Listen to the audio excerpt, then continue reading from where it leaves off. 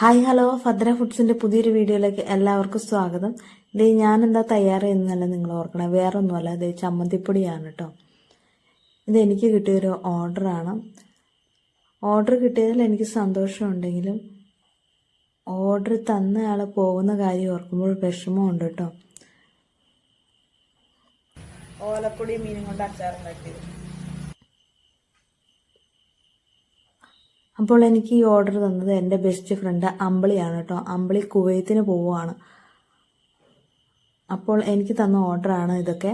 മുളക് പൊടി, സാമ്പാർ പൊടി, മീനച്ചാർ, ഗരം മസാല, ഫിഷ് മസാല, മീറ്റ് മസാല, അങ്ങനെ എല്ലാ സാധനങ്ങളും എനിക്ക് ഓർഡർ ചെയ്തിട്ടുണ്ടായിരുന്നു കേട്ടോ.